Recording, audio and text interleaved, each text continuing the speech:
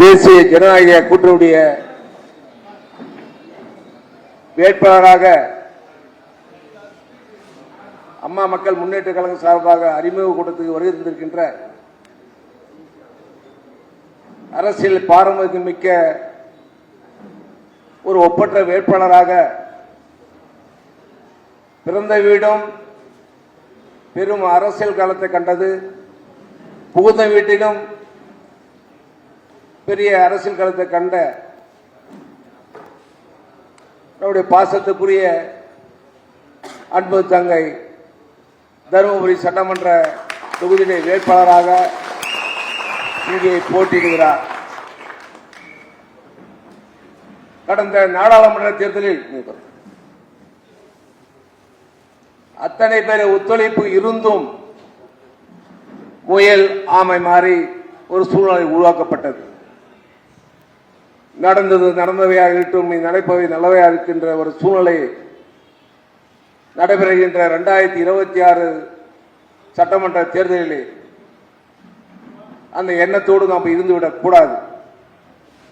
ஒவ்வொரு வாக்கும் ஒரு உயிர் போன்றது. பலமான கூட்டணி இருக்கின்றது நம்ம ஏமாந்து விடக் கூடாது. நம்மளை எதிரே நிற்கின்ற கட்சி வேட்பாளர் மற்ற சமூகத்தை சார்ந்தவர் என்று எண்ணிவிடக் கூடாது.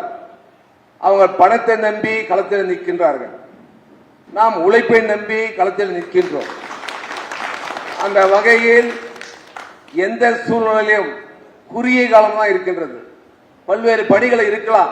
அது பாட்டாளி மக்கள் கட்சி சார்ந்தாலும் சரி, பாரதிய கட்சியை சேர்ந்தாலும் சரி, அம்மா மக்கள் முன்னேற்ற கழகம் சரி, அனைத்து இந்திய அண்ணா திராவிட யாராக இருந்தாலும் சரி, வெற்றிதான் என்ற குறிக்கோளோடு நாம் செயல்பட வேண்டும்.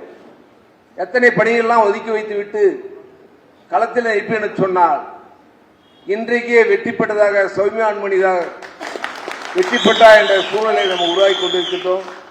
எனவே அதே போன்று பெண்ணாகரத்தில் நிற்கின்ற சட்டமன்ற வேட்பாளர் நம்முடைய பாசத்துக்குரிய பாடியார் அவர்களை பொறுத்தவரை பல சோதனை சந்தித்து இந்த இயக்கத்திலே பாட்டாளி மக்கள் கட்சியிலே உயர்ந்த பதவிக்கு வந்தவர், பாலக்கோடு சட்டமன்ற தொகுதியிலே போட்டியிட்டு வெற்றி வாய்ப்பை இழந்தவர்.